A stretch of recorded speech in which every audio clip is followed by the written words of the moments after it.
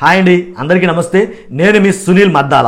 ఏంటంటే దేవినేనితో పాటు దేవినేని రాజీనామా చేస్తారు, దేవినేని ఉమ రాజీనామా చేస్తారు, అలాగే దేవినేనితో పాటు చాలా మంది బయటికి వెళ్ళిపోతారు అనేది కనుక మెయిన్ ఇప్పుడు చాలా మటుకు ఆసక్తికరంగా మారినటువంటి చర్చ. ఏదైనా ఉన్నా కానీ మన విశ్లేషణలో మనం ఏదైతే అనాలిసిస్ చేయాలనుకున్నామో ఈ విషయం గురించి మన సైడ్ నుంచి మనం చెప్పే మాట ఏంటంటే కనుక దేవినేని ఉమ రాజీనామా వెనకాల చాలా రాజకీయం అయితే కనుక జరుగుతుంది. ఏంటంటే దేవినేని ఉమ గారిని కాదని వసంత కృష్ణప్రసాద్ గారిని టీడీపీ తీసుకొచ్చి అక్కడ వేయాలని భావించిందో అప్పటి నుంచి తంతు స్టార్ట్ అయిందండి. వాస్తవంగా ఈ గొడవలు స్టార్ట్ అయినాయి. ఎందుకంటే వైసీపీలో ఉన్నటువంటి వసంత కృష్ణప్రసాద్ని తీసుకొచ్చి దేవినేని ఉమ గారు ఏదైతే కంటెస్ట్ చేయాలనుకుంటున్నారో మైలవరం టికెట్, ఆ మైలవరం టికెట్లో నుంచి దేవినేని ఉమ గారిని పక్కన పెట్టి వసంత కృష్ణప్రసాద్ని తీసుకొచ్చి ముందు అట్టడం అనేది సమంజసమైన విషయం అయితే కనుక నేను కాదని అంటాను. కాబట్టి దేవినేని ఉమ గారు రాజీనామా చేస్తారా చేయరా అనేది ఎలా ఉన్నా కానీ ఆయన మాత్రం చాలా ఎలా అంటే టీడీపీ మీద చాలా కోపంతో ఉన్నాడు. అలాగే బయటికి చెప్పుకోలేరు కానీ ఆయనైతే వాస్తవంగా అయితే రాజీనామా చేసేయడానికి కూడా చాలా ఒక్క అడుగు దూరంలో ఉన్నాడని నేనైతే చెప్తాను అనమాట. నిజంగా ఈయనతో పాటు ఈ రకంగా ఎలా అంటే ఇలాగ టిక్కెట్లు దొరకకపోతే వైసీపీ ఆల్రెడీ ముందు ప్రకటించింది కాబట్టి చాలామంది కొద్దిమంది బయటికి వెళ్ళారు. కానీ ఇక టీడీపీ ఇంకా ప్రకటించకుండానే నలుగురు ఐదుగురు ఆల్రెడీ అదే బాటలో ఉన్నారని చెప్పుకోవడం జరుగుతుంది. మన అనాలిసిస్ కూడా అదే. ఒకవేళ టీడీపీ గనక టిక్కెట్లు అనౌన్స్ చేస్తే ఓరు బాబాయ్ టీడీపీ టిక్కెట్లు అనౌన్స్ చేస్తే కనుక చాలామంది బయటికి వెళ్ళిపోతారు. ఇది కూడా వాస్తవం అండి. ఎందుకంటే మనం ఏదైనా సరే కొండ బదలు కొట్టినట్టు మాట్లాడతాం, దాంట్లో డౌటే లేదు. వైసీపీ నుంచి 10 మంది వస్తే టీడీపీ నుంచి 15 మంది వెళ్ళిపోయే అవకాశం కూడా ఉన్నాయి, లేకపోలేదు. ఆ బాబుతో పోల్చుకుంటే దేవినేని మొదటి జాబితాలో దేవినేని ఉమ గారు ఉంటారు అనేది 100% నేను ఏదో చెప్తాను అనమాట. ఆల్రెడీ విజయవాడ ఏదైతే ఉందో విజయవాడ కేసీఆర్ నాని గారు ఆయన రాజీనామా చేసేయడం, వైసీపీలో చేరిపోవడం జరిగింది. దేవినేని ఉమ గారు ఇంకా ఆలస్యం ఇంకా నాని గారు చేశారు. తర్వాత చేయాల్సి వస్తే కనుక రాజీనామా మొదటి నెక్స్ట్ దాంట్లో ఉండి ఎవరంటే దేవినేని ఉమ గారు.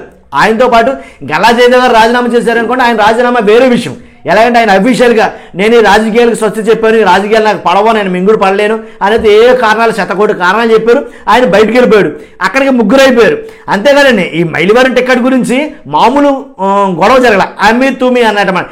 దేవినేని ఉమ గారికి వసంత కృష్ణ ప్రసాద్ గారికి పచ్చగడ్డ అయితే బొగ్గును మండిపోద్ది. అలాంటి పరిస్థితి ఇప్పుడు కాదు, దశాబ్దాలకి ఇద్దరి మధ్య గొడవలు జరుగుతున్నాయి. ఈనాటి గొడవలు కాదు.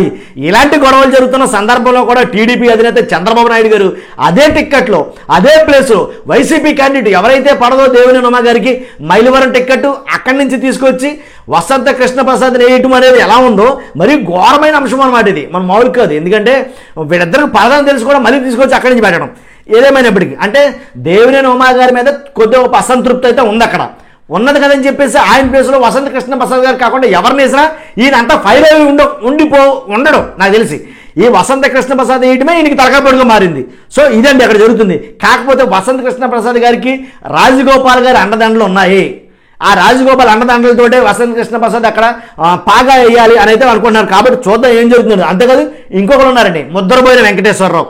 కాబట్టి ఈయన కూడా నూజివీడు టీడీపీ ఇన్ఛార్జిగా ఉన్నప్పటికీ ముద్రబోయిన వెంకటేశ్వరరావు గారు తెలుగుదేశంలో ఆయన్ని తప్పించి ముద్రబోయిన వెంకటేశ్వరరావు గారిని తప్పించి అక్కడనే కొలుసు ఎవరైతే వైసీపీ నుంచి బయటకు వచ్చారో పార్థసారథి గారు ఈయన అక్కడ వేయాలనుకోవడం ఇది కూడా దౌర్భాగ్యమైన పరిస్థితే.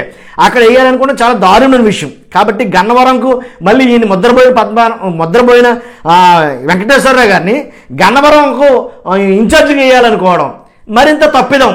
అంటే చంద్రబాబు నాయుడు గారు చేస్తున్న అతిపెద్ద తప్పిదాల్లో ఇవి కూడా ఉన్నాయి అని నా అభిప్రాయం.